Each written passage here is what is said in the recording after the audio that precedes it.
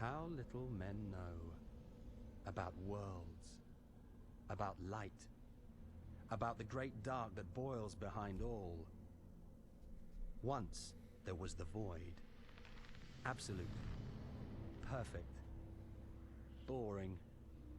It ended with a blessing. From a wave of the Creator's hand, compassion and wisdom spilt into nothingness. But such marvelous gifts often come with hidden prices. From the wondrous fountain of light was born the nameless fire that drives the deep well of midnight, a counter to all life. As creation rolled on, so too did the shadow. Unchallenged and untouched, darkness spread, burning and killing, raping land, sky, and flesh. Falling upon countless worlds, it consumed and corrupted all life. Eventually, the shadow fell upon a mundane world of feigned love and exaggerated loss.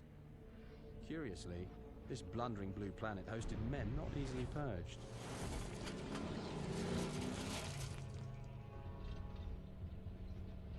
Beneath the temple church is a secret passageway. It will be safe from the invasion. You must take my granddaughter there. What you're doing is senseless. It's suicide. We Templar have to assault the Hellgate, no matter the odds. It's the only way the refugees can safely go into hiding. You have to protect her. She has a greater destiny. Hang on!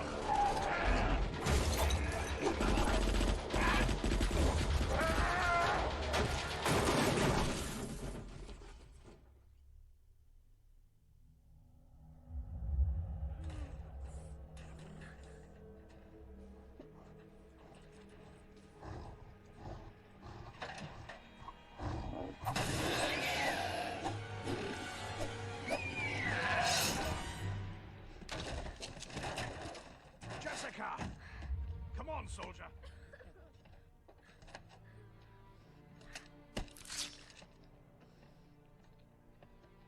Are you all right? Commander! The church is secure. Can your convoy still reach the Hellgate? We'll get there on foot. The refugees? They are safely away. Good.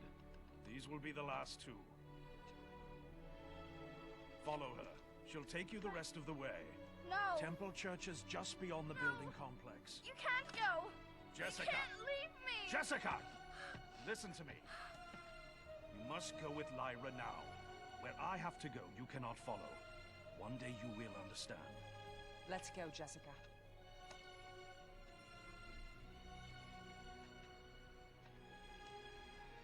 I love you, Jessica.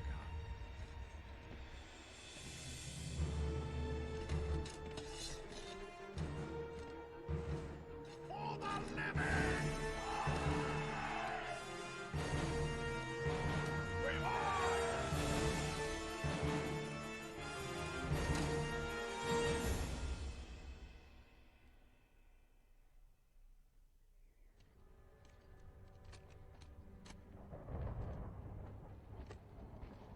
Quickly!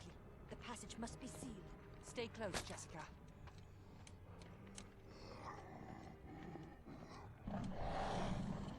Wait.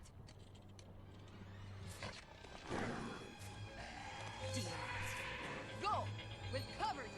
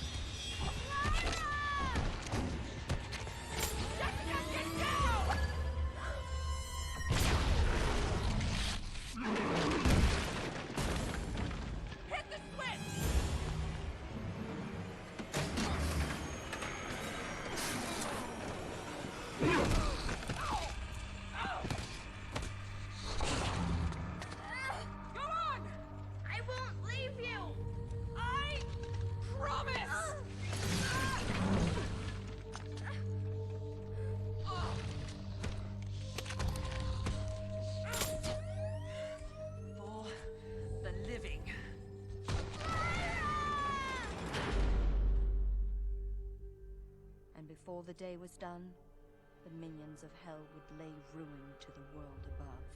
My grandfather led the massive counterattack against the demons, knowing his army of Templar would have no chance against their limitless numbers.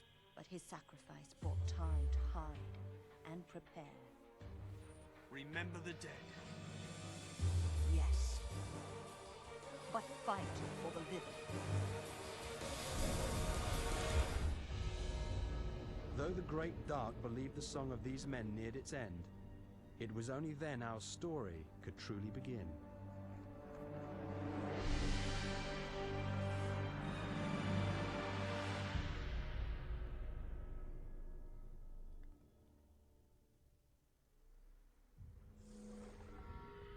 Hey y'all, it's CherokeeStarfish, and welcome to Hellgate, London. Man, that opening cinematic gets me every time. That is a hell of a ride. It's really funny, though, that they recommend, like, an Intel Core 2. I just don't know if my rig can handle this game. These advanced 3D graphics, can you believe it? Oh, man. Well, here we are. So there is the story. So, in a single-player game, there are 3 different factions that you can join. And those include the Templars, the guys with the cool armor that we saw in that initial cinematic. They are knights who stand against the demons, a secret order that fight against them and maintain strongholds underground for human refugees to live in, and from which they fight back against the demons. So, you have the Blade Master Templar, who specializes in, that's your melee DPS, basically. You can see that they're dual wielding. They're going to take the fight to the demons, and they're going to have higher damage, but a little bit less survivability. Then we have the Guardian. The Guardian wears heavier armor and uses a shield and a single-handed melee weapon instead of 2 melee weapons or 1 large one. They, of course, are very hard to take down, and they're very powerful, perhaps most powerful, when they are surrounded. Now, from the other side of the pond, you have the Hunters. The Hunters, of course, as indicated by their name, they hunt the demons. They go to wherever the demons are at and fight them there. And they specialize in tracking them, recognizing them, knowing their weaknesses, and exploiting those weaknesses. And most of them are from North America rather than Britain. So you have the Engineer. The Engineer is a tech guy. See his little drone up there? He's got a variety of those, and each different drone has a different power, a different special ability. Then you have the Marksman. The Marksman, of course, is a firearms specialist, a sniper,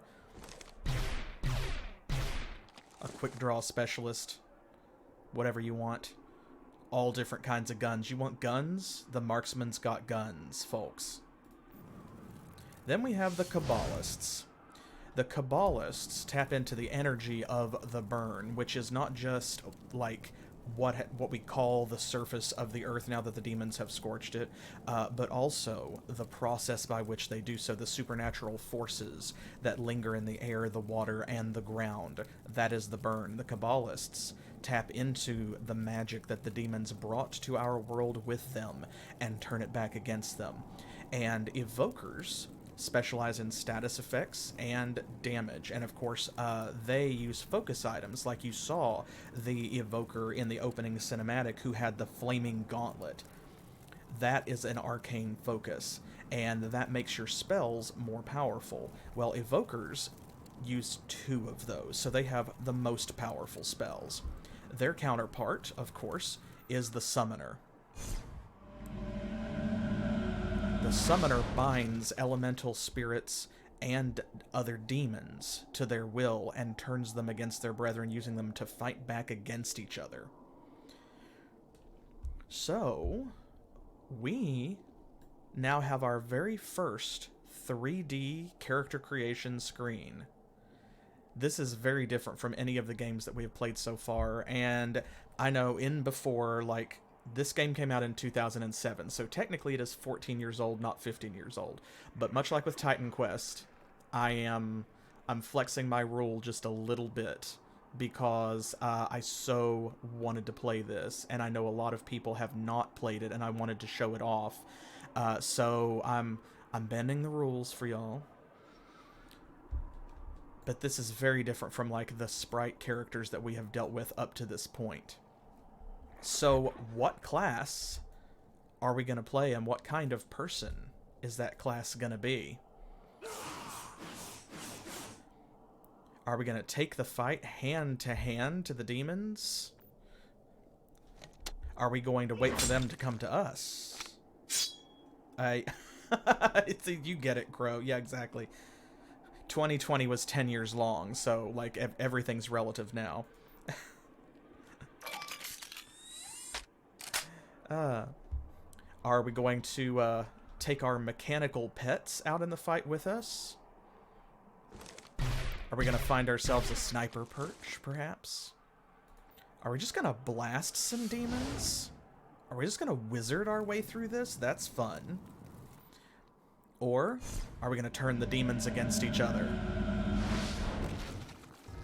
Now, of course, as usual, I will play whatever y'all decide. However, word of caution, I do think Summoner is probably the weakest and most poorly balanced class, just because summons overall, as in many games, they have the problem of when you have a class that relies on them, they often just don't hold up.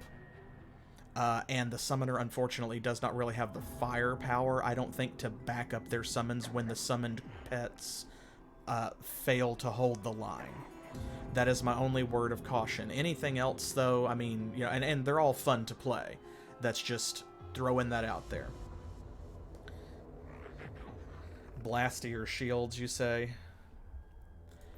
The Evoker is definitely my favorite. Right after that is probably the Engineer, maybe. I do like both of the Templars. I tend to die more as a Templar, but I think it's because I get cocky and because they're melee characters, I'm not keeping my distance the same way, because of course you usually have a sword. The Templars do get guns, and they can use firearms. Everybody has their own special weapons, each class or faction. But with the Templars, the idea, of course, of your build is that generally you are going to be using a sword. And when you use a sword and you run into combat, enemies hit you? Did y'all know that? Had you heard of this? That enemies will hit you in melee combat? Real weird. Honestly, hate it. Hate to have learned it. But of course, if you have a gun, or if you have magic, you don't ever have to find that out. Oh boy.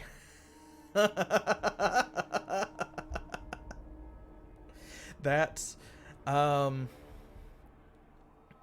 you know, honestly, if you wanted to see the Starfish dodge in full force, probably Blade Master would be the way to go, because the Blade Master also has to get up close and personal with enemies, except that then they die, whereas the Guardian usually lives through it. So... So the Guardian's job is to throw themselves at stuff and then live, whereas the Blade Master's job is to throw themselves at stuff and try to kill it first.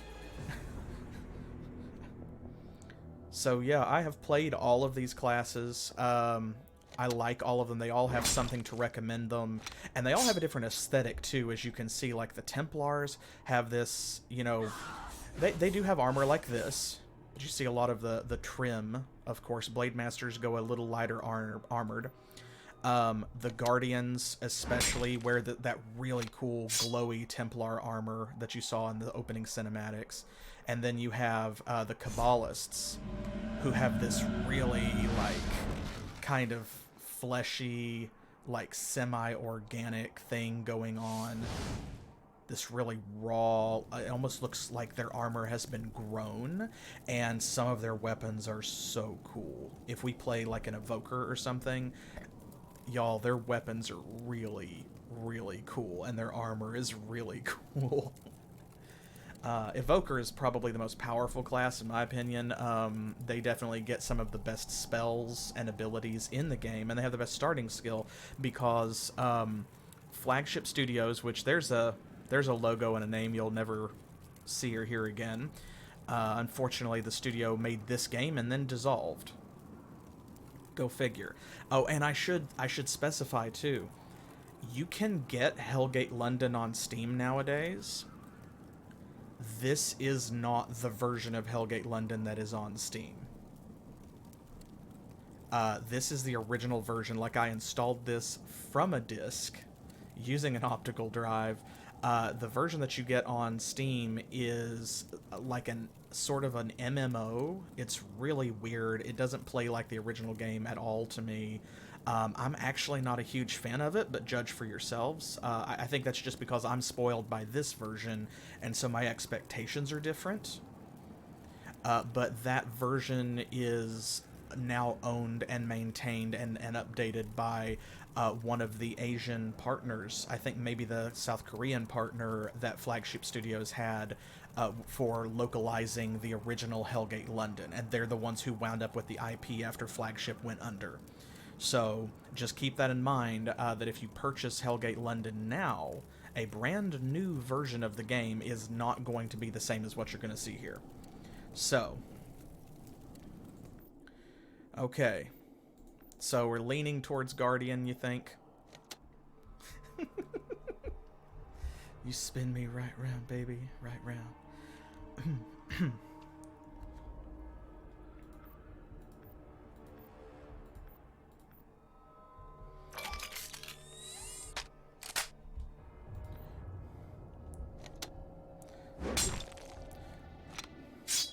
All right. Seems like we're locking it into Guardian. All right, then, do y'all want to play, or shall we start with a male or female base, masculine or feminine? Because there is an enormous amount of customizability for all of these different models. Like, there's a lot of different colors, there's a lot of different hairstyles, a lot of different face models. Like you can kind of see here as I flip through, they have quite a few choices.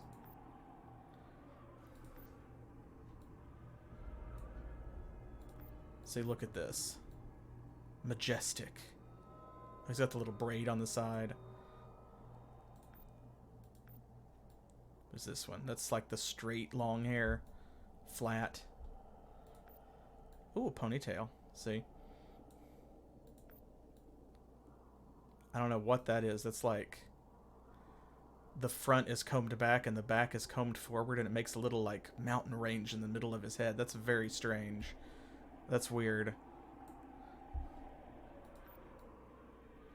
Oh, then we got like the emo boy haircut. There we go. See? So emo. Oh my god. I can't believe these demons are destroying my world. Oh, that's a good one. The double spikes. Let me change the color too. Here, I'll change it to something so it's easier to see against that background. That other hair color is kind of light. A pretty boy. Let's see. A pretty boy.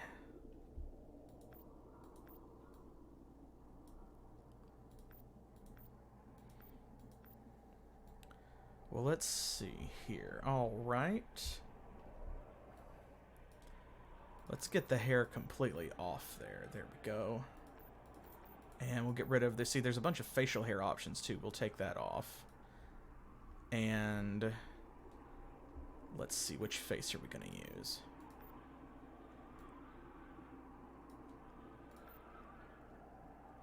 I don't hate that one. I don't hate any of them. Like, they all have something different to recommend them.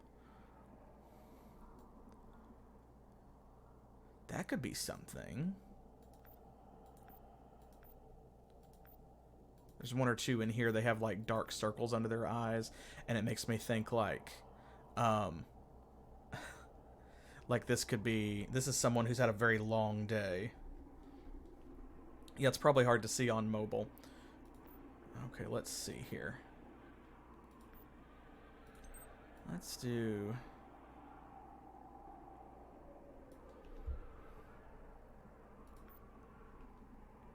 hair color.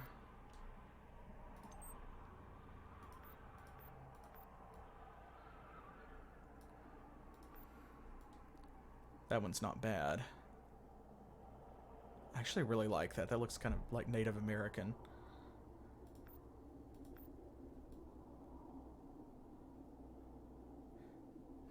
Yeah, I'm digging that.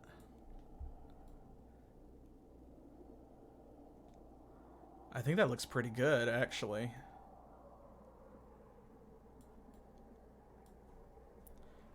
I figured y'all would want to get wild with like the cyberpunk mohawks and things like that.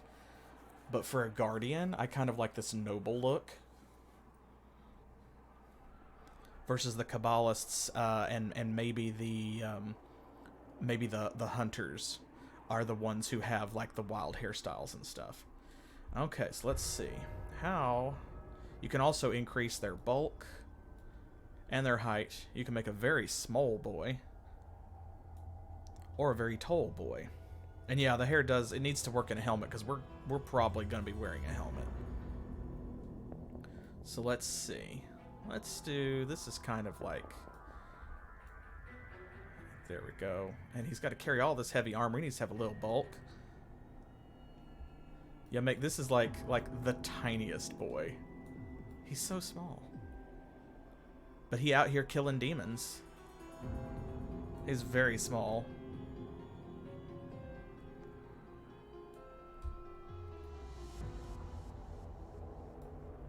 I think... There we go. Look at that. Aesthetic. Aesthetic. Yeah. I think that looks pretty good to me. Let's do it. What are we going to call this fella? What are you going to call this guy? Let's see. A noble Templar knight, a guardian, defending the world from extraterrestrial demons. Or interdimensional demons, I suppose. Wherever demons come from.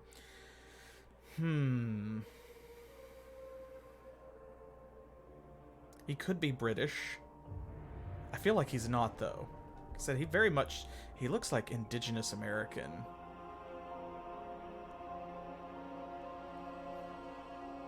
Bob? You just want to call him Bob? I mean, he could be Sir Bob.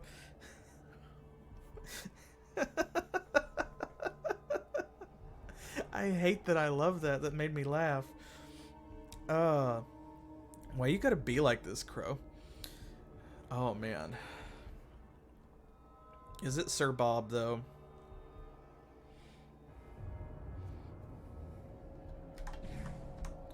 And unfortunately, this is not like Baldur's Gate, where we cannot even, we can't fake like a fantasy spelling, because this is just our world. Like, this is just normal, so... Billiam? You know, like Bill is short for. I don't know what it is, but it's not Billiam, is it? Please don't let it be Billiam. Could be Robert. Oh man. Billiam destroyed me. Whew.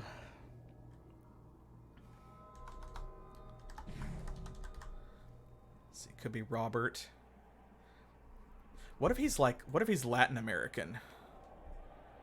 What if he was Latinx? Oh my god. Sweetheart, you must stop Jimothy. Oh my... Blocked. Unfriended. Unfollowed. Banned. Reported. God. What if this was like,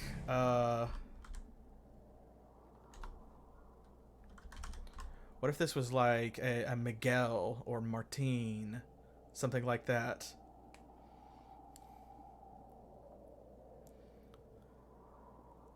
How about that?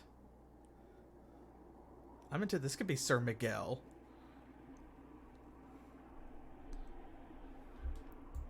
We haven't done a character like that yet.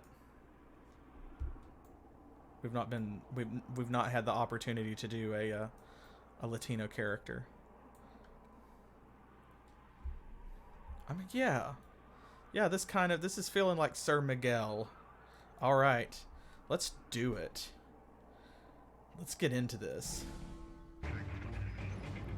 Okay, so here we go. Welcome to the world of Hellgate, London. This is a simple tutorial. For more detailed info, please check out the manual. Remember when we had those? Oh, you're getting your first transmission. Lucky, press enter to view this and all other transmissions. Love these tooltips, right? Love these tooltips. Okay, so first of all, it is, in fact, left click to attack. It is F to interact with most things, including to pick up items that are nearby. Now, fortunately, when you destroy stuff within a certain radius, you can... Let's see, here we go. Like, if I'm back here, as long as I can see that prompt, I can hit F, and it will pull it to me. Which is pretty cool. Get out of here, zombie. We're in a tutorial. Gosh. Okay, so let's start taking a look at the interface here. We've got our health is the glowy red on the left. We've got our energy is the glowy blue on the right, of course. And we have weapon attacks for our left and right click. You can see his sword form there. If I left click and just leave it, he kind of like adopts a pose. And I can multiple click, or I can just hold it down and he keeps attacking. Since left click and right click are both like attacks right now, they're just the default weapon. It's whatever. There's no difference. And then there's our hotbar in the center. You can see if we focus on an enemy.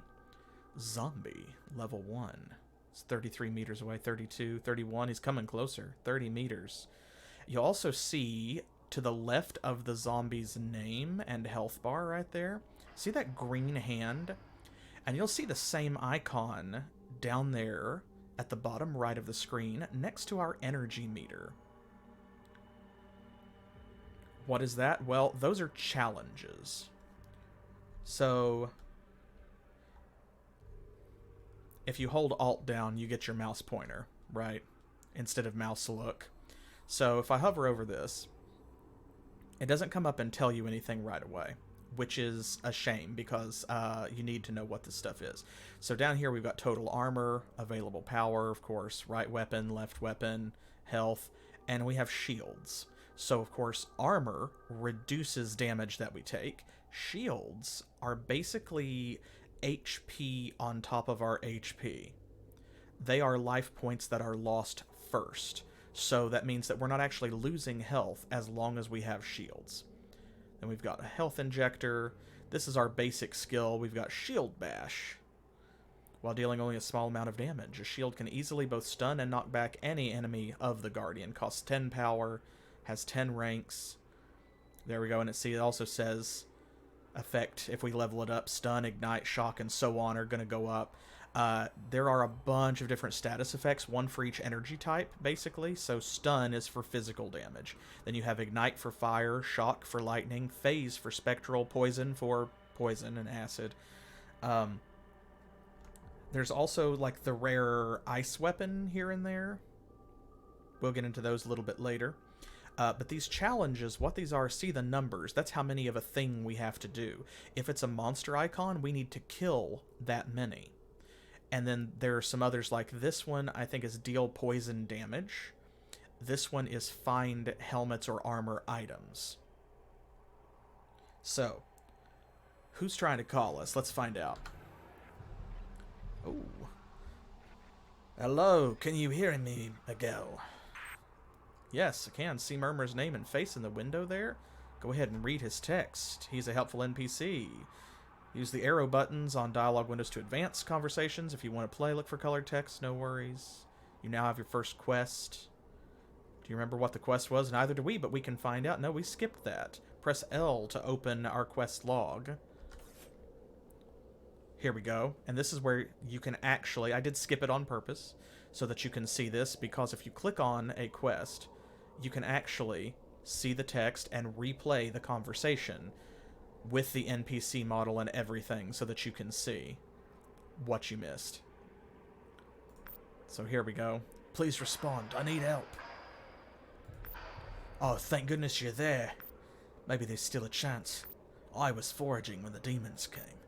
A Templar Seraph and his men took the brunt of it. Things went wrong. I'm stranded. Maybe we can help each other. Holborn isn't far. We might actually make it together. I'm here somewhere, close for sure, but you'll still need to find me, and soon. I can help you in whatever you need. I've studied the demon, the world, anything, everything. Get me out of this and you'll see. I promise you'll see. Just find me. I've got our comlink unit synced. We'll be in touch. Whatever happens. By the way, I'm Murmur. Yes, so here we go. We're going to track this quest. Okay. And here is our boy. There you go. It's time to find Murmur, but where is he? Press tab to activate the auto map. We will do that. And there it goes. So we can see that sort of magenta question mark there. That's our quest destination. Oh yes, and there is jumping in this game, by the way. So. Woo! Little hop. You'll notice we can't use shield bash while jumping. Unfortunate. But that's okay.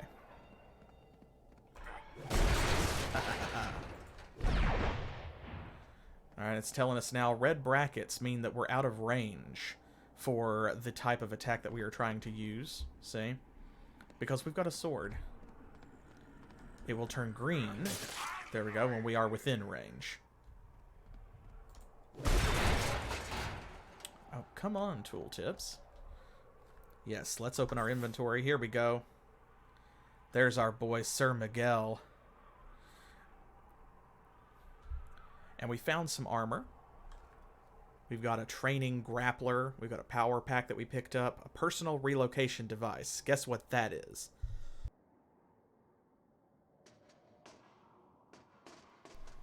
If you guessed Town Portal, you got it. Let's see. We're actually going to put that on 0. Analyzer, we don't need to have that on our quick bar. Let's see.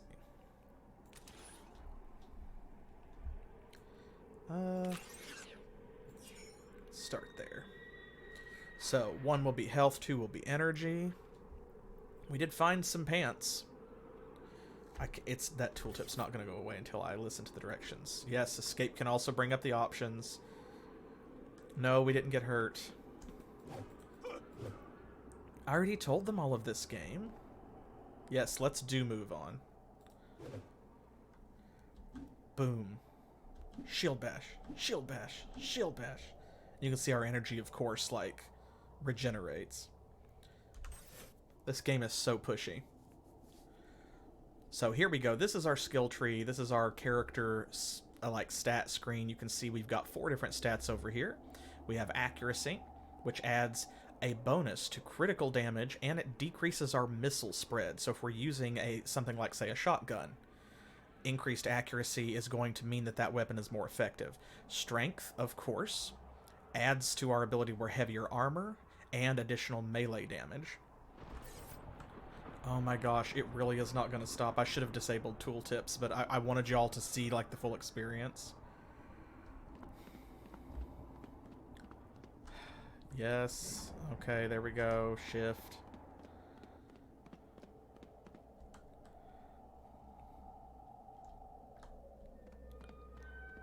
There you can see when we run forward, shift, like it pops up in the bottom left. Yes, we know about the hotbar. No, they're not. We already moved those. Yes, they will. Pressing buttons does activate things in video games. Yes, let's just go find Murmur. Thank you. I'm actually going to see, can I just disable the remaining... Oh, I should actually probably turn that on for y'all just in case. We're not going to hide the blood, though. Oh, man, X-Fire. Remember that? Remember that? Let's see. Now, it doesn't look like I can turn off tooltips in here. That's okay. That's all right. That's fine. What matters is there's nothing covering up the screen now. So here we go. So strength, yes.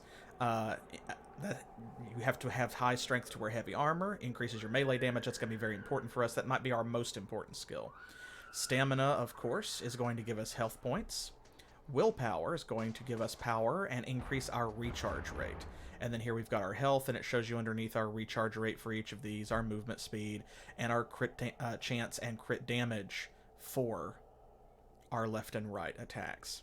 Then we've also got our defense, and how that breaks down, our shields, which do recharge, our armor, how much damage it absorbs, and our defenses against stun, ignite, shock, phase, and poison. And then our faction standings. There we go. The Templars, people of Holborn Station, Covent Garden, and so on. The different stations are like the underground strongholds that we mentioned before. And Guardians have auras. See, like Aura of Renewal. You may have noticed a faint sort of like purple outline that was up ahead of us a little while ago. That's going to be the reach of our auras later. Right now we don't have any auras, but yeah, it's basically a paladin. Flagship Studios was founded by people who came from Blizzard when like some shady stuff was going on at Blizzard Studios, just like it is now in 2021. And they left, and they made this game, and this game to me is basically Diablo 3. And that is partly because it plays very much like the classes and things have recognizable roles like that. So see, we've got Shield of Faith.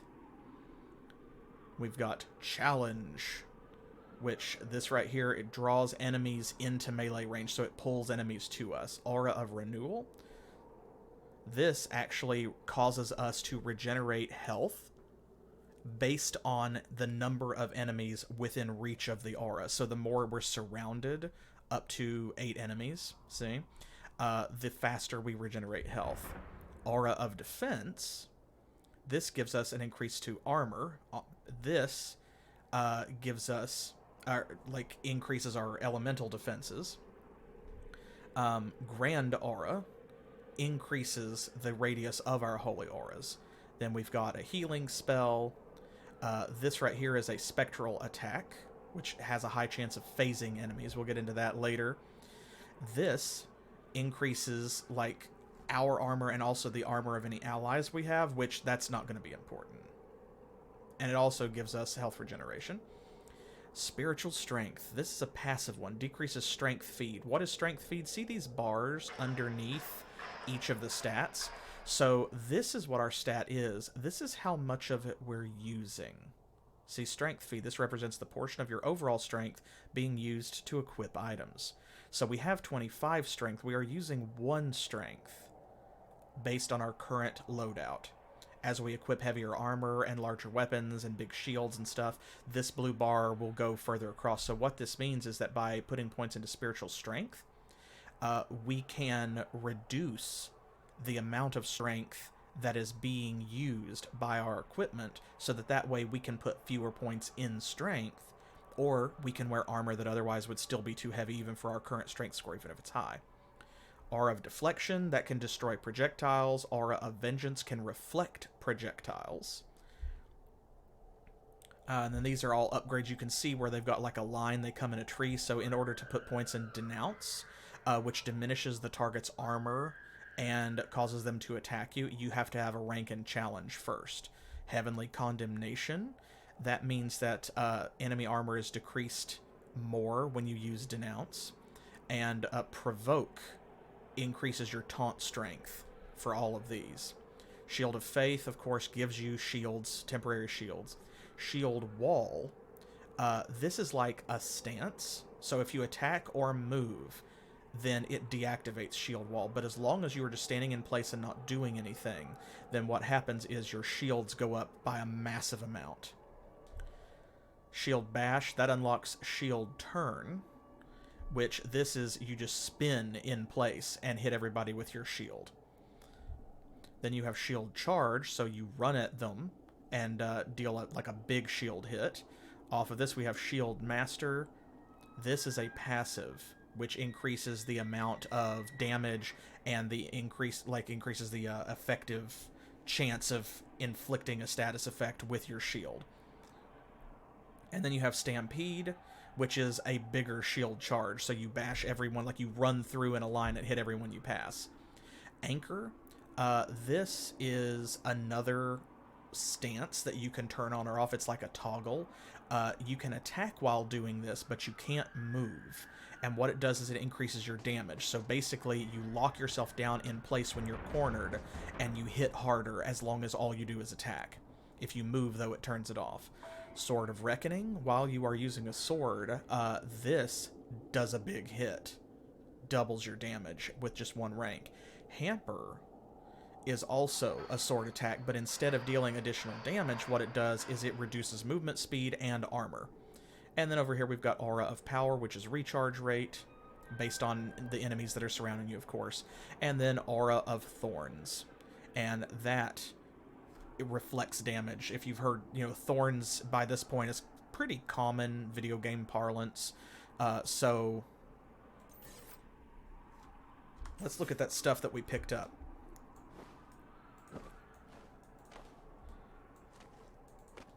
There we go. We'll play the game like this, right? Obviously, the best part of having 3D character models is being able to see what your character looks like in different outfits. So there we go. We had these charcoal pants, which literally do nothing. And we got these novice leggings, which give us 5 armor, but see, their equip cost 1 strength. So that means that now you'll see our strength feat has gone up to 2. And that's pretty much it. So let's go find Murmur. Now, if you're close enough to money and stuff like that, then of course you're going to automatically pick it up most of the time when you run like through it or next to it. Hunting every corner here. I want to make sure that we get stuff. If there's stuff to get, we're going to get it. I don't want to leave any stuff behind. Ooh, explosive barrels. You love those. And see, they do damage enemies. I'm not sure if my sword killed him or if the explosion killed him, but either way. And here's Murmur. You have to believe in a greater plan. I certainly do. See, I wasn't too far off. That some of the NPCs have voiced lines, just not all of their dialogue is voiced. So, thank you. Truly, thank you, Miguel. I wasn't always alone and helpless out here, you know. The Templar with me were butchered. These weren't ordinary Templar either. These were Seraphim, first among the Order's champions. So believe me, we do not want to meet whatever did them in. But, and it's a big one, their mission was critically important. There's no running from it. I'm afraid we can't flee to safety just yet. The Order committed an entire fist of Seraphim to one objective. They were to retrieve a man named Fox. That didn't pan out, but the fallen Seraphim still carried vital information regarding this Fox character. We have to secure that info. For so many to have died for nothing, it's unthinkable. We must at least try. You lead, I'll follow. Don't worry, Miguel. I'm quite used to it. We all work for a purpose. We all work for a purpose. Indeed we do.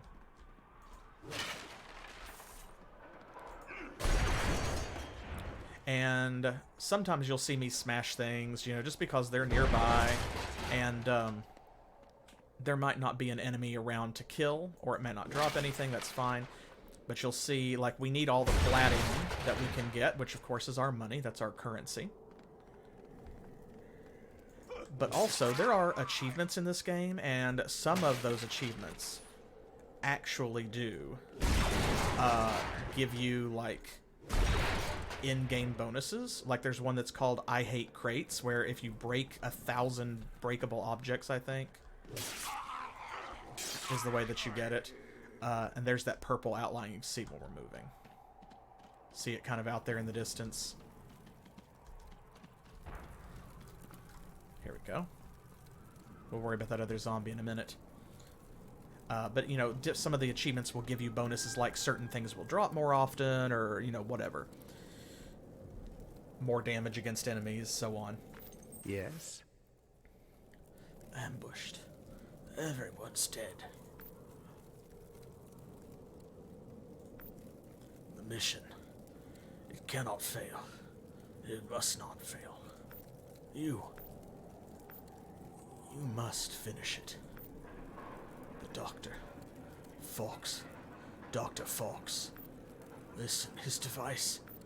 You must bring word to Lan. Give him Fox's communique. He must find the device. Go to Covent Garden Station. Go and deliver Fox's communique to Lan. He'll understand. He'll find the doctor. Use the device. I still hope. There's always hope. Always. Hope. Goodbye. Indeed. So there we go. This is the stuff we get for the quest. Ignore the fact that he's still moving. He is dead. We're not leaving him to die because he's already dead. So that's fine.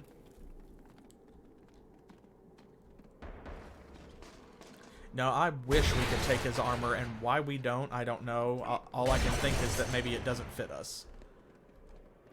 It's very stupid to leave it behind. What kind of adventurer are we? Miguel, you're smarter than this.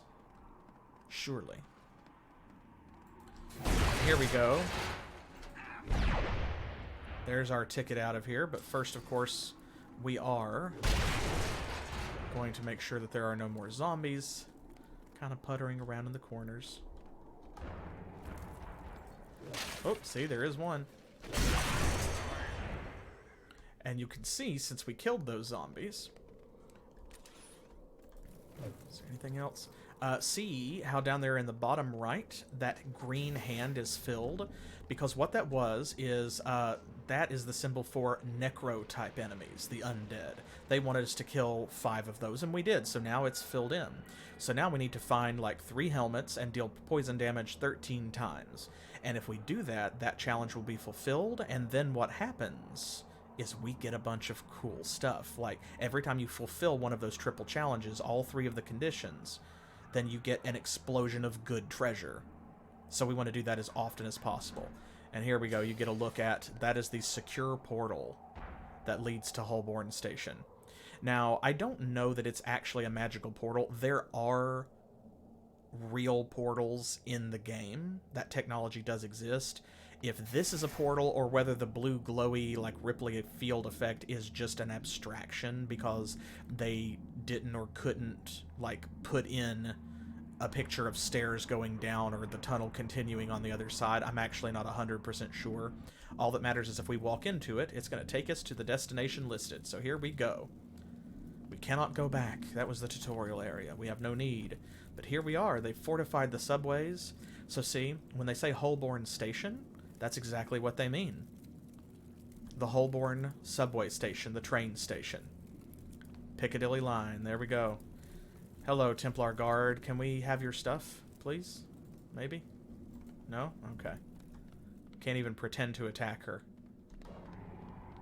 See that our attacks are, like, they're red. But that's okay, because here we go. Here's our boy. Oh, and you can see, too, look at this. You're going to see a few things like this here and there throughout the game, because I'm using the last official patch that was released by Flagship Studios. There are mods out there, so, you know, the community is still alive and well. There are people who still enjoy the single-player version of Vanilla Hellgate, and there are, well, not Vanilla Hellgate, because it's modded, but but original Hellgate, OG Hellgate. And there are people who still run fan servers out there for the multiplayer version as well. So this, of course, is probably no longer accurate, but you see the richest EU guild. They had over 207 million palladium. So congratulations to the players of HTF, wherever you are, whatever you're doing now, because it's probably not this. But Flagship put that in when they did the patches so that people would see that. So you'll see posters in some of the subway stations that have announcements like that, like who has the most kills or who has the most members or things like that, which is kind of cool. Always happy to help. Oh no, I thought this place would be safe. Looks like these folks just survived an attack. Half the equipment here is on the fritz. Damn, that includes a passage security door to Covent Garden Station, unfortunately. Alright, I think we can still deal with this, Miguel. We're just gonna have to get our hands dirty. Step into that tech-smith's life. He looks like he could use the help. Do the repair work for him if you have to. Just please assist these poor people in getting that door open so we can reach land in Covent Garden Station and complete the Seraph's mission. Right now, it's the only thing that truly matters, Miguel. First steps are always the hardest. I'll be around. Hey, there we go. See, we completed another quest. And look at that white bar at the very, very bottom of the screen. Only one section is left empty. That, of course, is our experience bar, and we love when that number go up. We love when that number go up. The Stonehenge Chronicles, that was one of the DLC, like, content patches that we will encounter. Oh, here we go. Look at this. Joey, and he's only got one leg. This poor kid. What other game have you seen where there was a kid, like a sassy orphan boy who only had one leg? I'm your man, sir. Oh, hello. You're Miguel, aren't you? I really want to be like you someday, but Paul's always telling me I'm too little. And now that I've lost my tricked-out prosthetic leg, he'll never let me join. You're a real hero, so maybe you could help? I was up in Tottenham Court looking for salvage I could sell to Orphea when I fell into a nest of fat, smelly demons. I barely escaped, but they got my good leg, and now I'm stuck here with this stupid wooden one. I feel like a dang pirate when all I want to be is a mighty Templar. And of course, here he says, like, Kabbalist or Hunter, if you are, you know, an Evoker or something instead. I may not be old enough to run with you yet, but still, I bet I could be your squire. Find my good leg and I'll be your stalwart companion, calling out your praises wherever we go. Promise. So, if we get this, if we accept this quest and return his leg, we'll get 30 XP, 1 Palladium, and 100 standing with the people of Holborn Station. We love that. See ya. Tottenham Court Road. Yeah, because here's Covent Garden Approach. You can see it's sparking.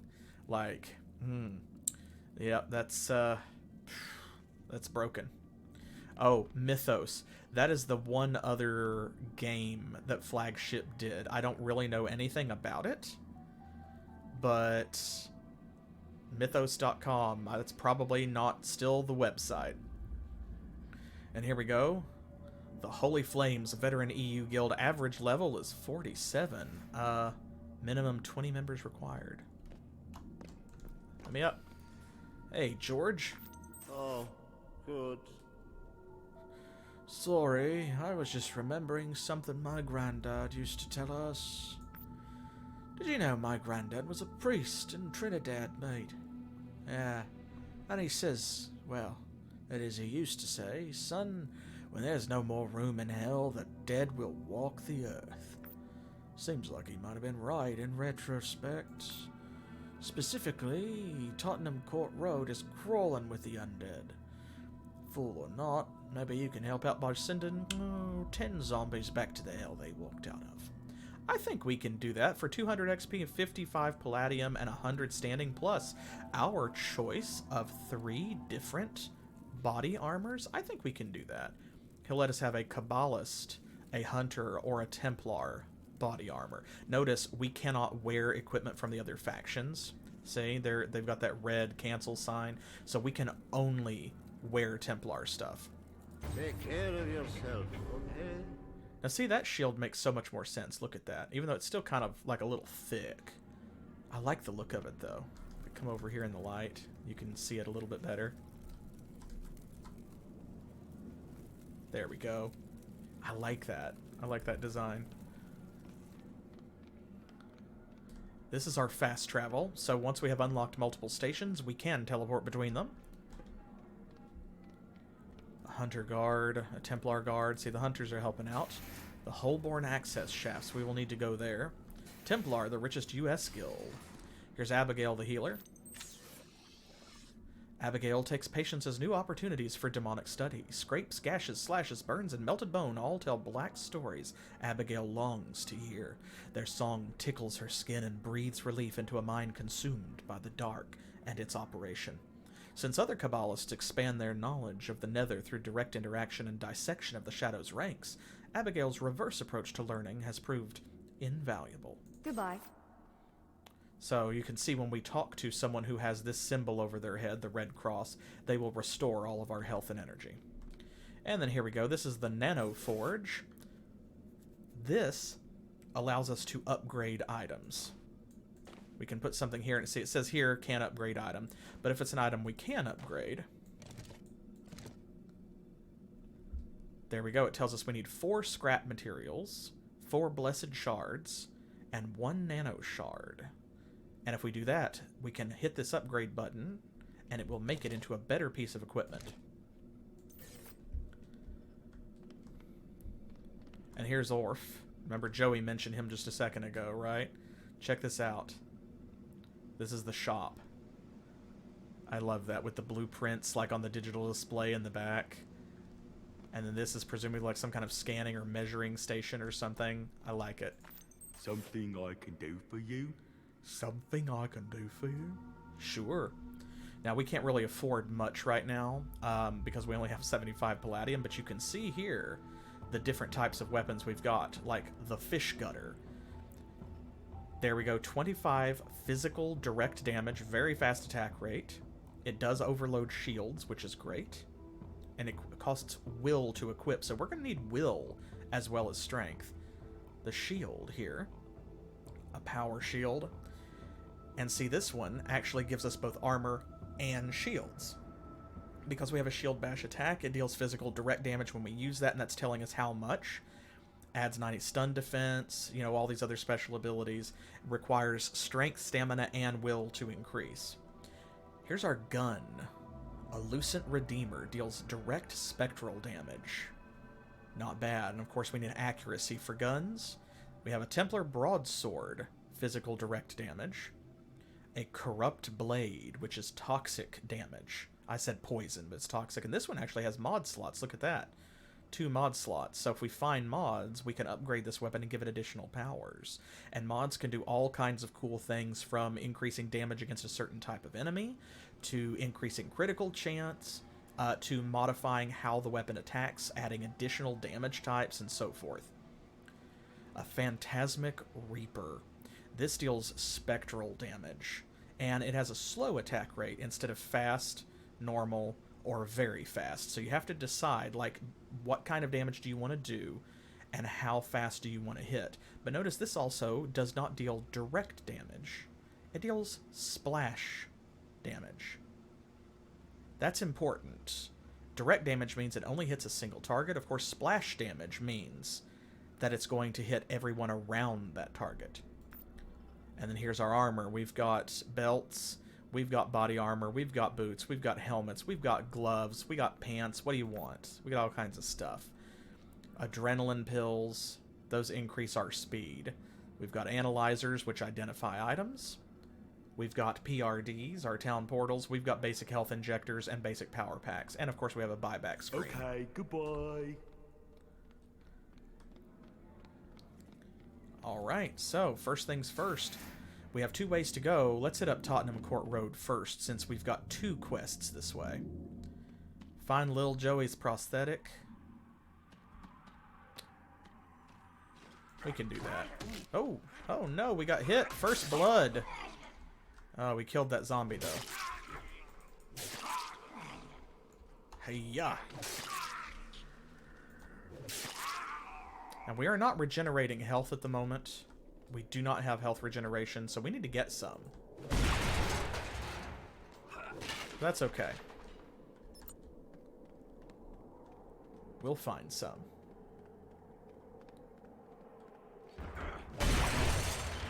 Should be all of that. Let's keep an eye out for any destructible items.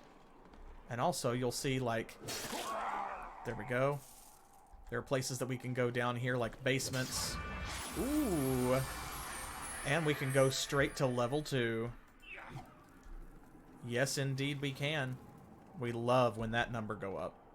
But there will be basements. There will be some buildings on the side like this that are open, where we will be able to go inside the building and maybe climb up. We'll see some of those soon. So, oh, you're right. We did not talk to the tech, but that's okay. He wants us to go to the shafts anyway.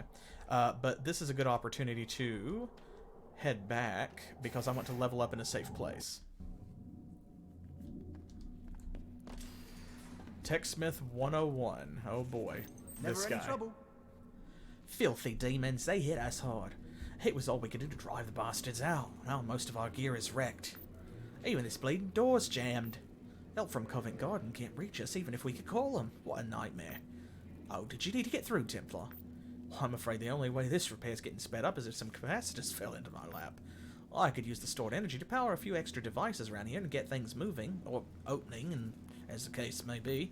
I know there's some in Holborn access shafts, but I'm not going out to get them. That's where the flippin' demons fell back to, friend, and frankly, I'm still enjoying life. But if you really, and I mean really, want this door open, you will have to explore Holborn access shafts and find 8 capacitors. Try to keep well. Alright, well, we will do that, but not before we level up. So, here we go. 5 points that we can put anywhere that we like. Now, I'm not going to focus too much on accuracy. We do want crit damage, of course, but y'all made me play a Guardian. So we're probably not going to be using a lot of guns, so this is always going to be our lowest stat. It's going to stay like that. We need strength, we need stamina, we need willpower, probably in roughly that order. Our strength's already pretty good, and we're not using much of it. More health is always more better. Willpower, of course, that's going to give us more power points and increase our recharge rate. So, I don't know. I think at the moment I am probably just going to go with... I don't know, maybe we should boost accuracy because it is our lowest stat, and it's 2% bonus to crit damage per point, so that would be a 10% increase if I dumped all 5 in there. I usually put all 5 in one stat rather than spreading them out unless I have like something in my inventory that I'm waiting to equip and I need 1 point of willpower to do it. I think let's go with willpower because right now, based on the stuff that we have equipped, we are using the most of our willpower feed. See, we're using 3 of it. There we go. See how that blue bar went back a little bit every time? And now our recharge rate for power is up to 195 per minute, and we have 90 of it.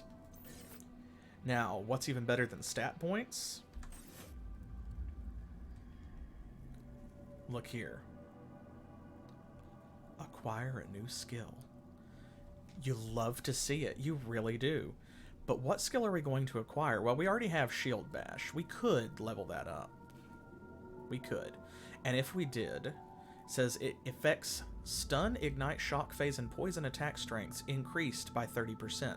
So what that means is that if we inflict any of those status effects with our shield, they will be almost 1/3 more powerful.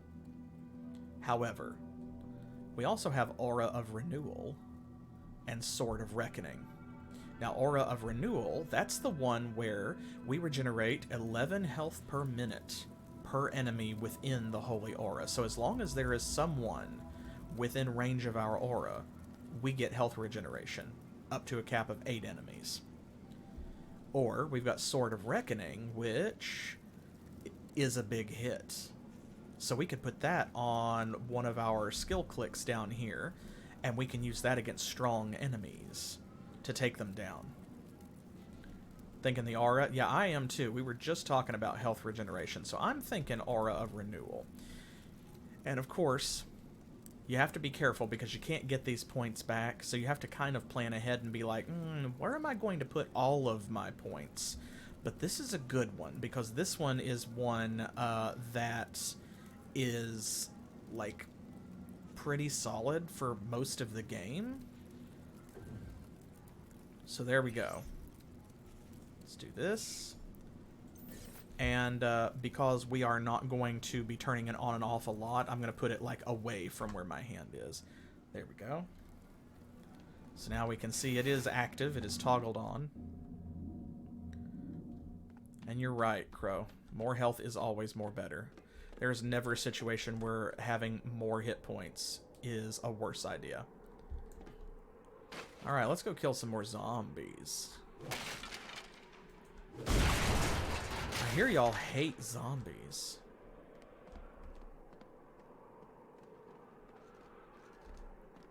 Zombie. Oh, he wasn't close enough to be killed.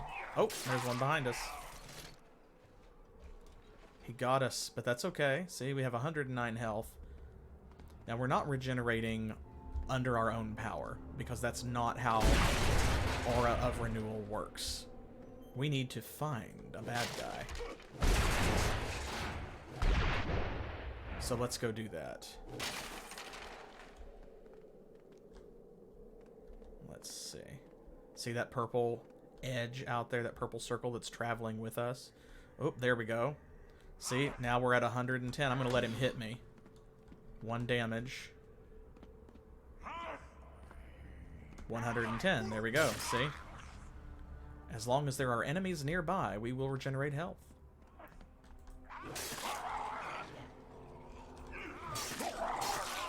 Haha. Even hit behind us.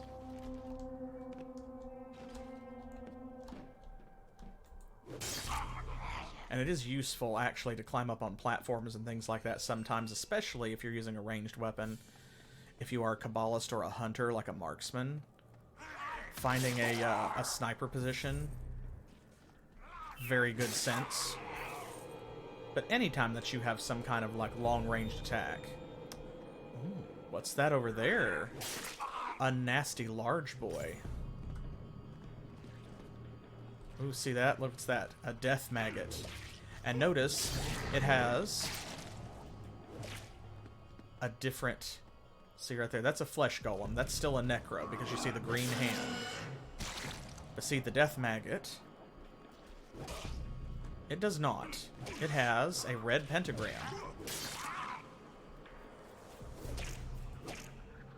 That's because it's a demon. Uh-oh, what's that? Tantorus. A very nasty, ugly monster. A filthy, gross boy. Ooh. Those things inflict poison damage. When they die, they explode. That's alright. Oh, he's on to us. He's on to us. That's alright.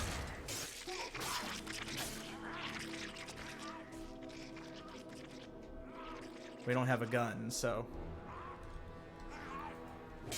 This is actually perfect, because with those death maggots around, what that means, or you can get a good look at Tantorus, is that our regeneration aura works really well. Also, they have short lifespans. See, like, they're dying on their own. They're temporary ads. Oh, he's so slow. It's very funny. You can't catch us.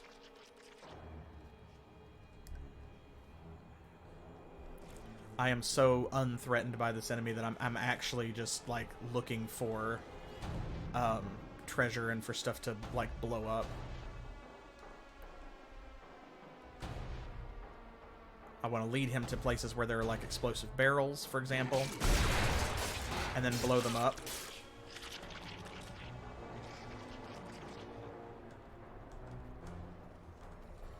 There we go. We use these death maggots to heal, ironically.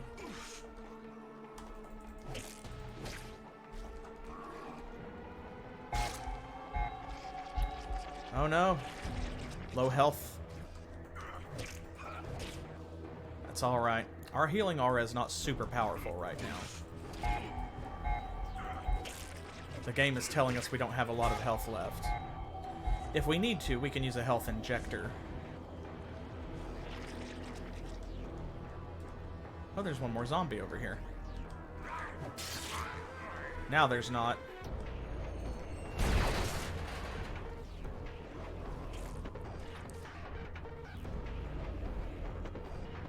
Well, let's take this seriously. What do you say? Let's get into melee.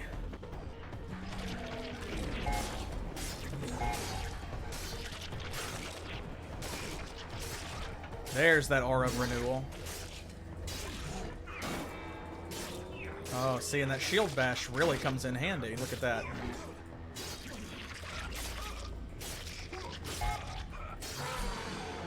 Hey. Little Joey's prosthetic. Now you stop that, death maggots. I said stop it. You examine the horrid corpse and find Joey's leg. What this demon was doing with it, you don't want to know.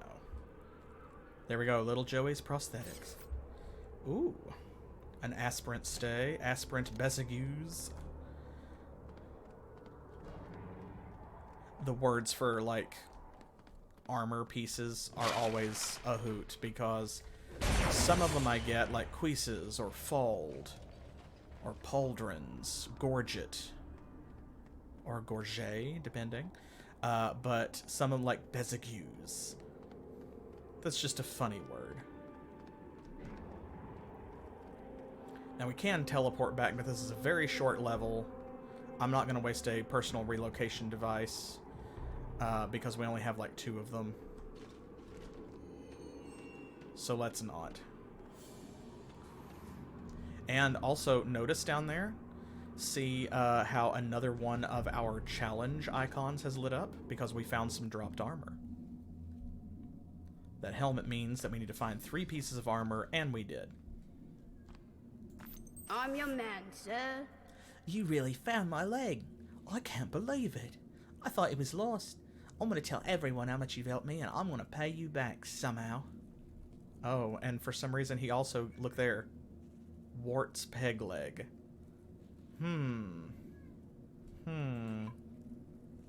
See ya.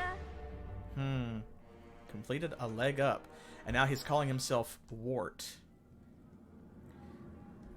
There's supposed to be some dialogue there. I guess I did not hit the button. So he changes his name to Wart. The way they get around this, so that, let me see if... I don't think... They don't have a log of, like, previous quests, unfortunately.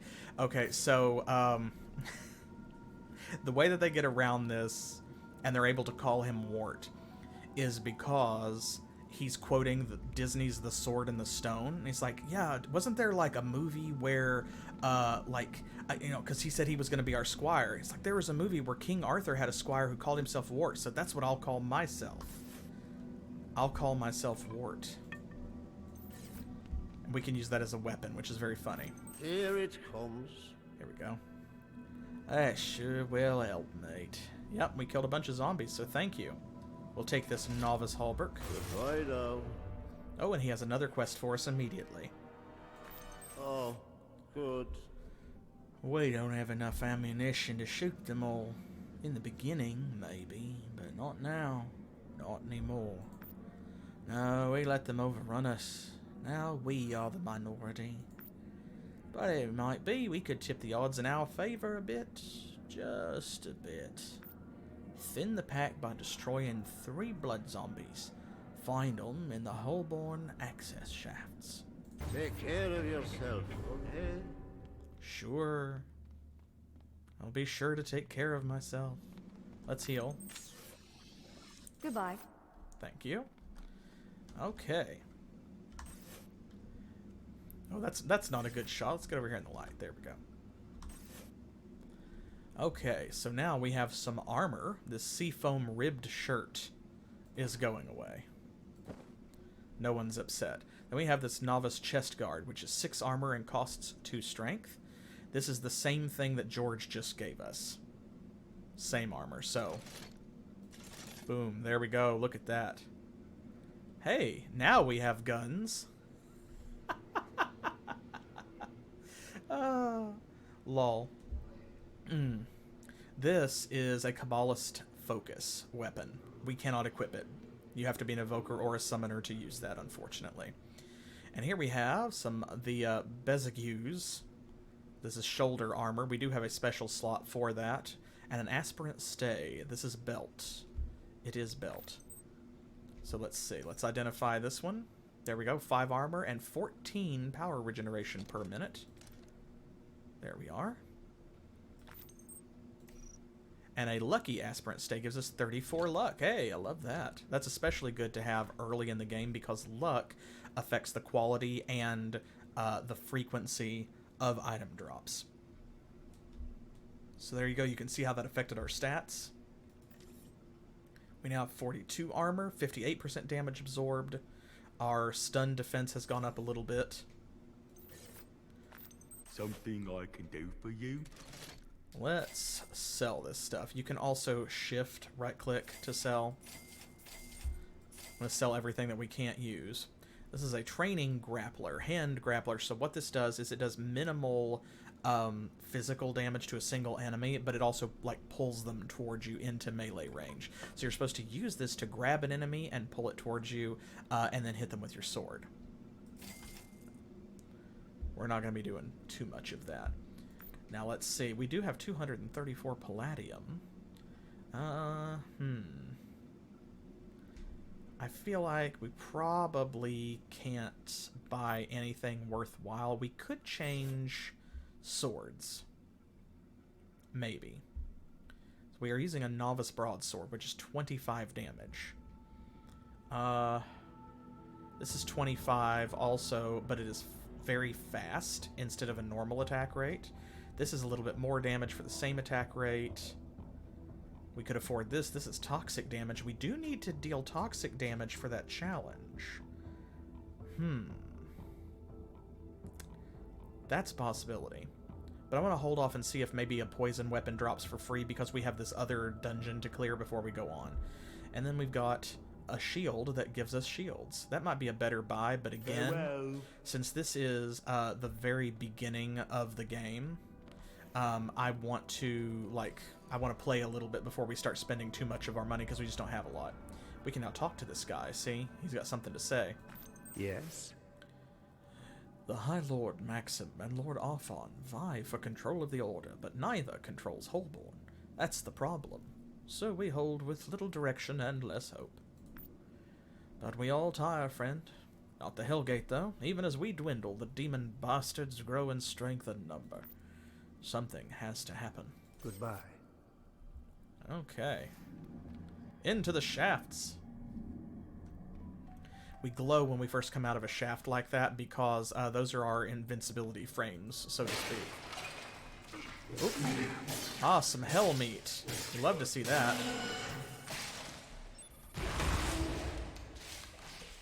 Oh. See, they explode into zombies. Ooh, we got a capacitor, though. We only need 7 more. A zombie. More zombies. There's actually... Look at this. There's a pretty cool variety of zombie models. There's not like 100. But you can see they have the big chunky zombie, which does usually have a bit more health. Then they have the screaming female zombie, which is faster. We're also, this is usually where you see a very special enemy. Oop, Fellboars. See how they just, like, teleport in.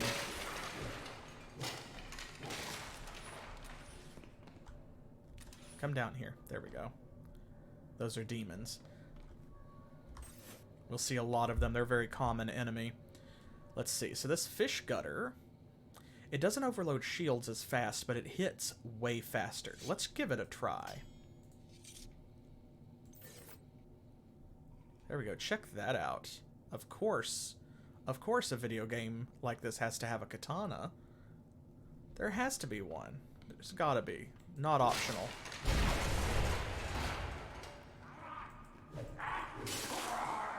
And you can see how much quicker it is. There's the blood zombie. And we have leveled up again. We also only need one more capacitor. Let's see. Looks like this time we probably need more strength. We can't wear these gloves. Those are hunter gloves, unfortunately. There's the capacitors. And let's see. We have another point. We could upgrade Aura of Renewal. That will jump our health regeneration from 12 per minute per enemy to 16. You can see it's already going up a bit. And that's as, you know, we just level up and increase our stats and get different equipment. Our skills will become more effective. So we can get a decent increase to Aura of Renewal and heal faster. Or we can try Sword of Reckoning. Rising high above the minions of darkness, the Templar brings down the heavy hand of final judgment against a single foe. So he does a big hit. Shall we give it a try, or shall we focus on our health regeneration? What do you think? Because we have Hamper later on that unlocks. This doesn't unlock anything else, it's just a good aura to have. So you can see it's not attached to anything else. This, of course, if we want Hamper later, you have to have Sword of Reckoning level 2. Some of these, they'll say that. See, like right here, to have Shield Turn, you have to have 3 ranks in Shield Bash. So we need to be thinking about that. If we want to do Shield Turn, we have to have a minimum of 3 ranks in Shield Bash. It's not just 1, and then it unlocks at like the right skill, or right level. So we have to be level 10, but also 3 ranks in this. I'm kind of leaning towards that. Heaven's Arc. Oh, I forgot about this later. The Templar leaps into the air, takes the battle directly to those demons that call the skies their home. You can only use this against flying enemies, and you just jump up and fly up to them and hit them in the air. It's very good.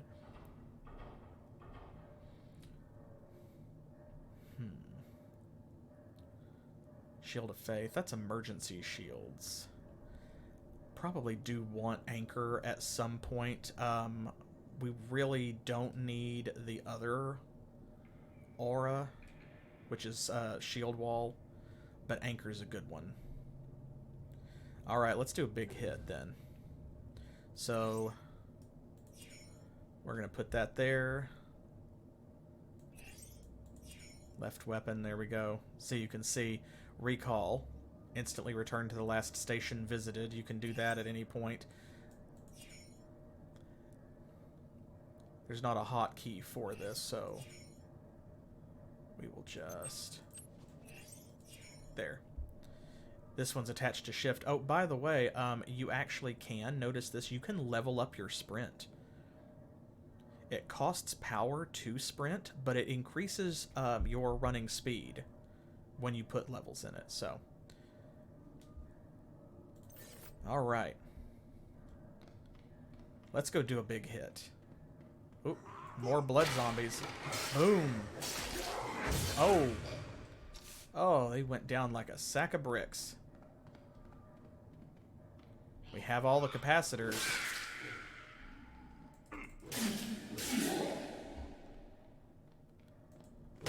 And you can see our quests being tracked over there in the bottom right.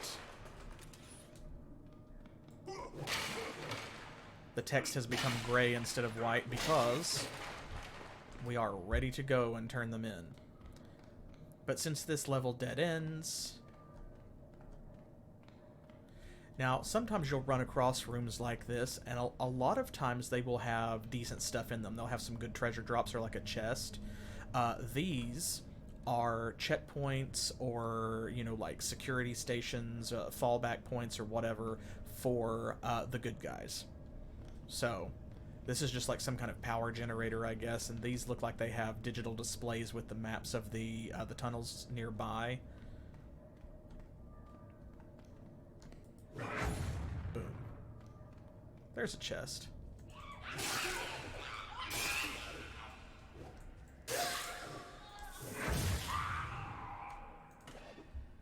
We got an analyzer. That's not bad. We need those. And they stack, so... Oop, fell boars. Boom. More like... fell more because they fell down. I love killing enemies with destructible objects. It's so nice to put them down with an explosion. Oh, cool, another analyzer. This should be where it is.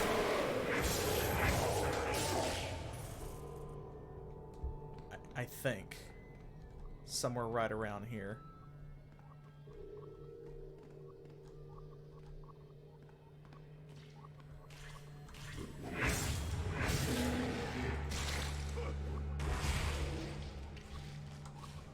There we go, we got some death maggots.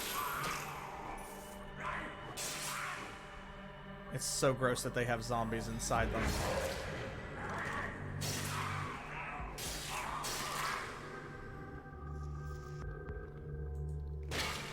Also, I just want to comment at this point. It is very funny to me, and I hope it's funny to you, that y'all wanted to play an FPS, and I picked this one, and you made me use a sword. I mean, just, like, that is a thing, so. Alright, let's recall back. So the difference between a personal, like, relocation station or relocation device and recall is that recall does not let you return. See, notice there's nothing here. It just takes you back to a station. It's a one-way trip. Whereas if you use a personal relocation device, Goodbye. Then the difference is it leaves a portal that you can go back to. So that way it's two-way. Here it comes. That should help. Thank you. Goodbye now. Thank you, George. Alright. George gave us some trample pants. They give us 5 armor, which is no better than what we currently have, except they also have a 1% chance to cause a spectral nova when we get hit. So, that is a little bit better. Can't wear these gloves. Never any trouble. You'll notice that the purple quests, like those are main quests, and orange exclamation points are like side quests. Well, I think that just might do it. Let's see here. Yep, worked. Doors open, problem solved. You're most welcome. Alright, we still can't go through until we talk to Murmur. Seems like we need 100% more pints to pull this off. Great job, Miguel. The door's open and all we have to do now is make our way to Covent Garden Station through Covent Garden Approach. That's just one infested zone, no worries there. I won't be with you on this one. I have to find my own way to the station, but it'll always be near. Or I'll always be near. If you ever have trouble, just use your quest log. I'm only a ring away. See you in Covent Garden Station, yeah? I wish you well. What else does he have to say? I'm keeping track of all your noble accomplishments. They'll add up to something someday. Wow, thanks. Paths between stations are always contested, Miguel. The Hellgate and its masters, Sidoni, are relentless. Or Sidoni. Thus far, humanity's managed to escape consumption by bolstering the defenses of stations like this one. Thus far. Good luck. Indeed. Oh, look at this. Even more quests, you say? And you'll see these are purple now. Yes? Don't fret over the folks offering jobs round here. It's a hard life in Holborn, it is. They've been through so many attacks, I feel lucky just having the boy Joey around. Best it can get, I think. When you move on to other stations, you'll meet more folk. Everyone suffered hell, and it shows. But you'll still find diamonds in the rough. Goodbye. Speaking of which, let's talk to them. Let's talk to TechSmith 42 first. Yes? We Smiths are prized for our ingenuity and gumption, but what good is all the mechanical savvy in the world if your wares go unused? Without a steady stream of traders frequenting Orf's modest stall, our palladium intake will wane. When it reaches zero, no amount of know-how will help us make what we require to survive. Palladium is the lifeblood of the Resistance, Miguel. It quite literally pays for our lives. Goodbye. That's capitalism for you. You got it. Usually I charge about 50 palladium for this sort of info, but now that I got my leg and all, I feel like I might owe you one. Maybe. Come to think of it, I don't know that I will let you in on my secret without you proving you're worthy. I'll only spill the secret beans if you kill 12 Fellboars. Deal? You can find them in Covent Garden Approach. I'm only considering this because you're my mentor. Serious. And how? Alright. Sure, we can do that. We're gonna have to kill him anyway. Typhoid Mary knows we're here. The bitch roams Covent Garden Approach as we speak, but she won't linger long. She thirsts. Even now she lumbers towards us. Even now she desires us. She is one slow-moving corpse. And again, she is dead. They messed up like that. Call it a handicap. Although she probably won't break any land speed records soon, she still isn't going to stop walking for another 1,000,000 years, so it's best all around that you stop her at Covent Garden Approach before she reaches us. Eventually. Take care of yourself, okay? Alright, let's track those. Let's go over here and sell our junk. Something I can do for you? Yeah, you can buy my stuff. Okay, now nothing has dropped yet, so at this point, probably we are safe to purchase another weapon. This one has 3 mod slots, and there's different types of mods, as you can see, as indicated by those icons, which, that's why it costs so much more. This is not a weapon we're going to keep and upgrade, though, because we're going to find better ones. So I'm going to buy this one for us. It's going to be a little bit cheaper. And let's see. PowerPoints +5. Energizing pants. +3 shields. Let's actually get a shield, in fact. These are all going to be the same. 28, 28. Yeah, these are all the same. You can see the different levels of stuff, like green is a little bit better, blue is even better, and then there's also like purple and orange. We could use this, we just can't afford to purchase it, so, you know, whatever. Let's go ahead, and we'll trade that out. There we go, check that out. Cool shield. Very cool. Now we're starting to get the glowy stuff. Farewell. Now I'm keeping our other sword. But there we go. There's our corrupted blade. Looks very cool. I love the Enochian symbols on the side or whatever that is. Okay, so now this is yellow because, see, each of those, it's indicating like where we need to go for stuff. That one was purple because we needed to go there for main story. This one we need to go to for side quests, so it's yellow. But also for main story. So let's start by dealing some toxic damage. Oh, we got new enemies already. Here are some blood coils. And Fellboars as well. Oh, he was still alive.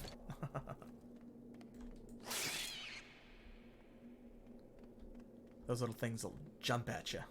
Hate them. More Fellboars. Let's see here.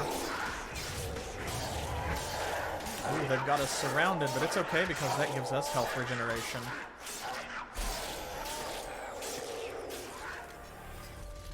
Boom, did you see that? The explosion of gear. All of that stuff did not come out of a monster. That all spawned because we completed our challenge from dealing poison damage.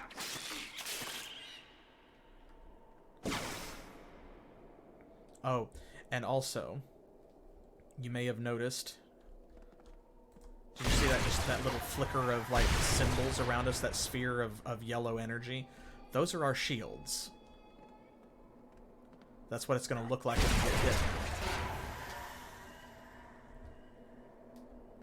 Oh, there's stuff up there. Let's get the lay of the land.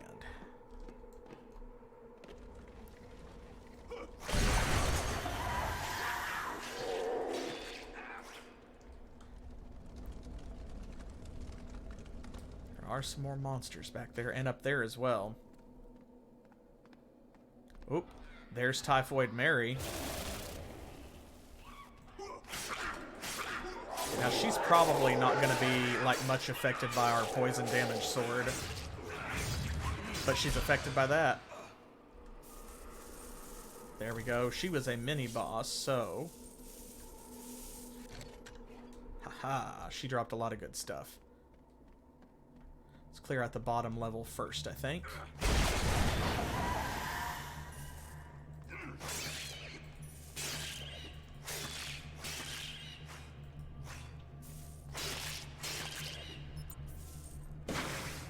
See that flicker right there? That's whenever our shields get damaged, you're going to see that. As long as we have shields, we will have that, like, orb of runes around us protecting us. Haha, splash damage. And as long as we have shields, we will lose shields before we lose anything else, before we lose actual health. You can see toxic damage is effective in a different way. It is, you know, damage over time.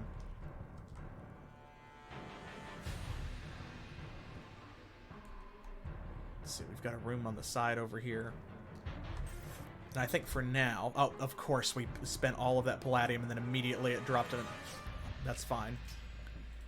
Because I think that actually dropped from completing the challenge, so... we wouldn't have gotten it if we hadn't bought the first one. Oh, there's an armor upgrade. This is a small armor upgrade, but we lose that 1% chance to have a Spectral Nova. Ooh, here's some boots. There we go. Upgraded boots. Not a belt upgrade. Not a belt upgrade. Skillful Razor Shield. So here we go. This deals more damage and gives us more armor and a bonus rank in Shield Bash. But we lose our shields. So this is a shield meant for attacking, ironically. We also have this Skillful Corrupt Blade. It gives us 1 rank in Sword of Reckoning compared to this one. And it has a little bit more damage. Very nice. And a Skillful Heart Pistol. So the Heart Pistol is an electricity gun for the Kabbalists. We can't use it. Sad day. So for now, because we're wearing heavy armor already on our body, I am going to keep the shield that gives us shields. I think that at the moment that's a little more valuable.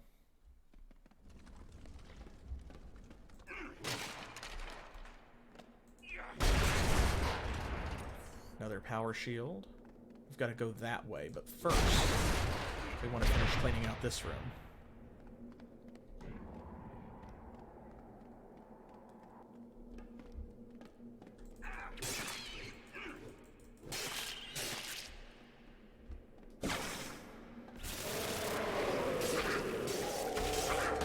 There we go. See, the increased attack speed and greater direct damage at the moment of contact tears through things like those fell bores a little bit quicker.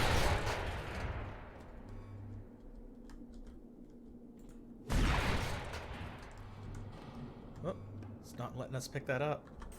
Do we not? Oh, it thinks we don't have room. So this is going to be a bit of an inventory Tetris game, unfortunately. Because there is not an auto sort button. That's something that someone probably added in a mod. But since I am playing unmodded, at least at the moment. Ooh, an unidentified wasp hive. That's a toxic weapon for the Kabbalists. Ugh.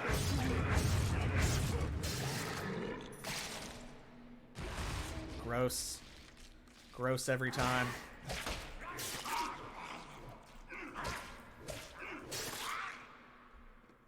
Gross every time. Dislike.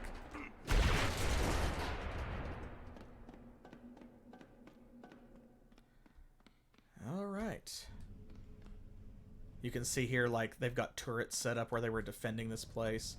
And there are, unfortunately, dead Templars here. Some of whom appear to be slightly floating. Alright, so now this is the point at which I am going to use a personal relocation device. Because we're going to want to come back here in a moment.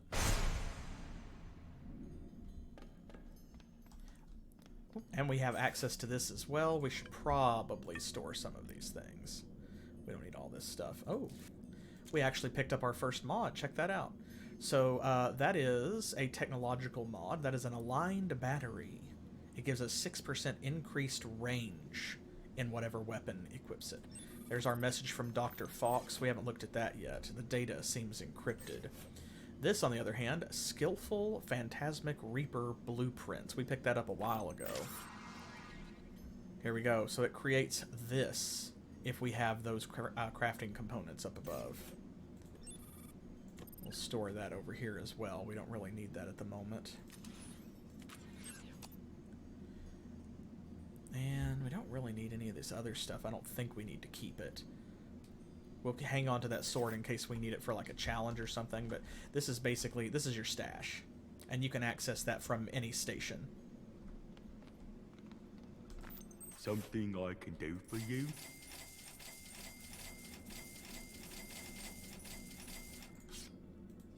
Okay. Any good deals over here? Ooh, look at that. A loathsome corrupt blade. Blasting power shield adds 80 stun defense. Ooh, 2% chance to fire exploding spikes when it hits an enemy. Neat. Electricity damage thorns instead of spectral thorns damage. Well, since we've already got thorns damage at the moment, we won't worry about that. And see, here is our portal back. Why this guy's standing here, I don't know. Standing in our portal.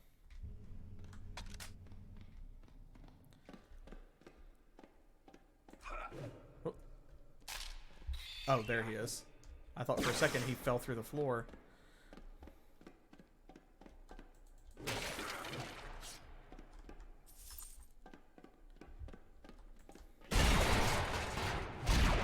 Of course, with any game like this, you know, even newer ones, there are always going to be some glitches. So occasionally something probably will fall through the floor, or we will have a piece of equipment that we can't pick up because, you know, it's sank through the level somehow.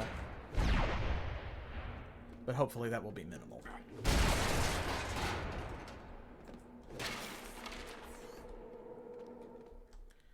We have not yet encountered that enemy that I was hoping to find and show you. Maybe it will spawn up here.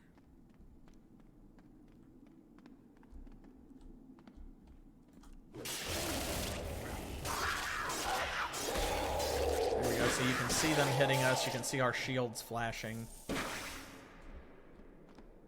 We don't care. We're a guardian.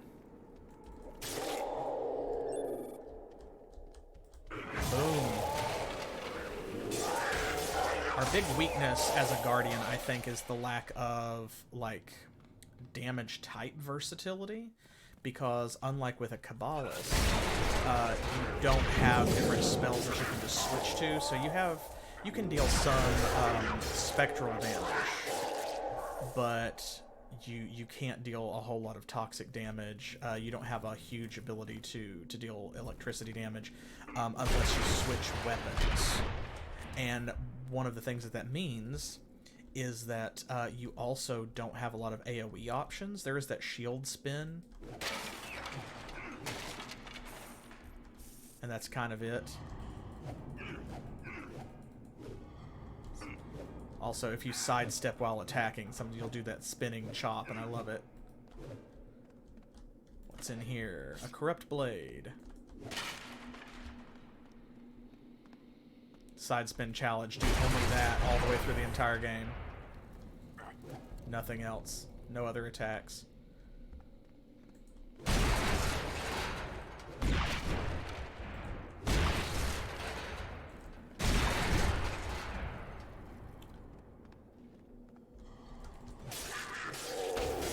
It doesn't deal more damage or anything like that. It's just a cool animation.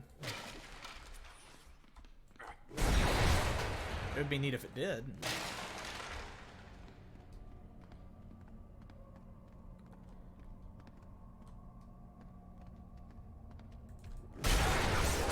Now, of course, these levels are procedurally generated, or at least a lot of them are. This one specifically might not be, because it's an early game level, but later on, they definitely are. And that makes me wonder how many of them are like somewhat accurate to actual train stations and stuff under London.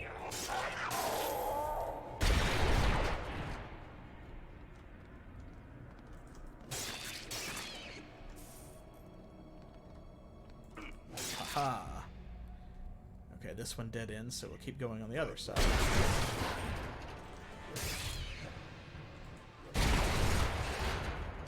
Picking a lot of junk up.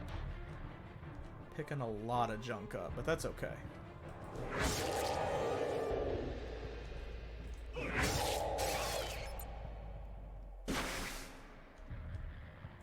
We are really tearing through them now.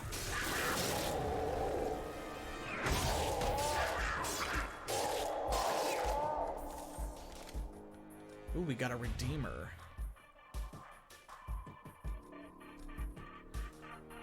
Go. And here is Covent Garden Station. Ta-da! We made it. And immediately there is another portal to the Upper Kingsway sewers.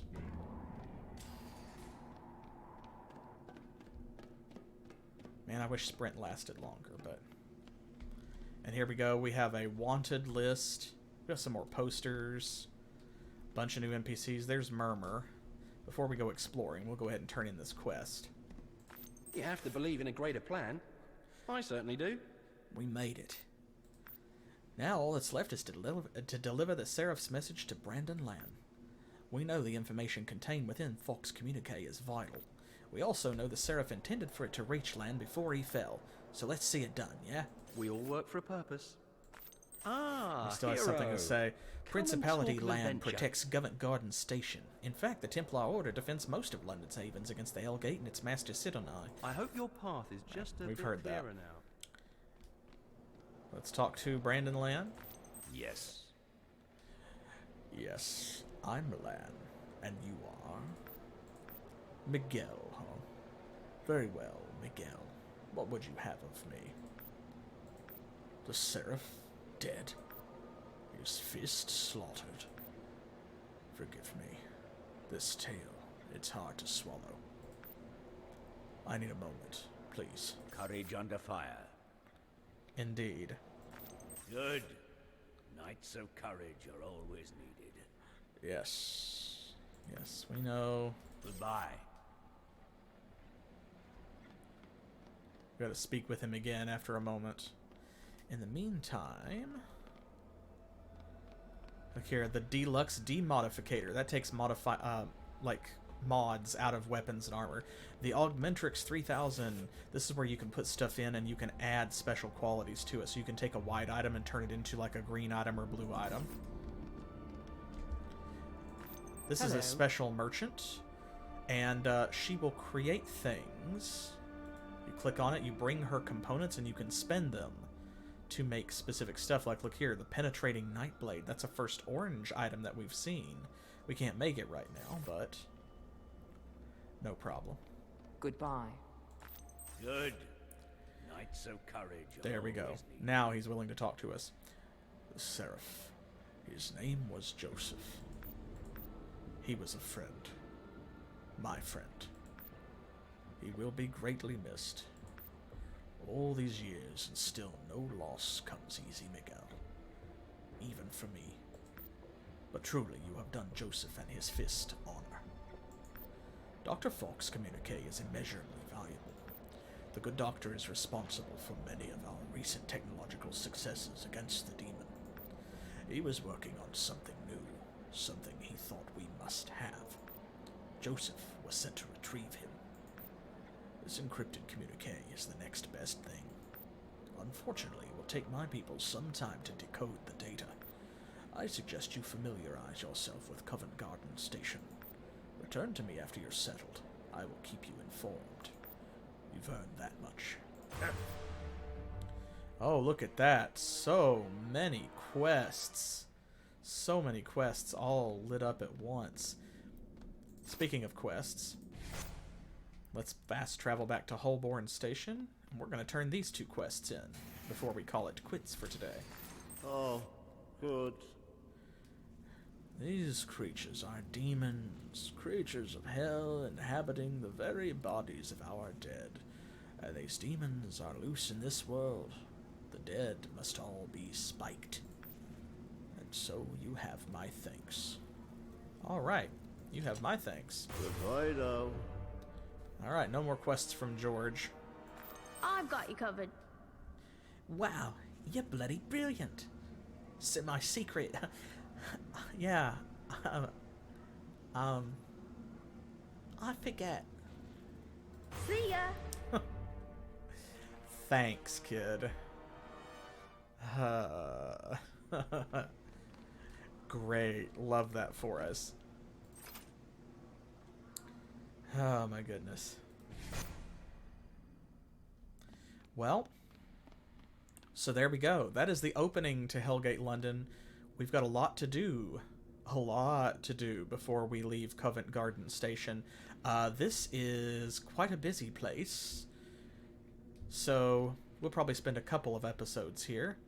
You can see here Bloomsbury, Covent Garden Market. There are several places that we cannot go yet, but will be able to go after we complete some quests.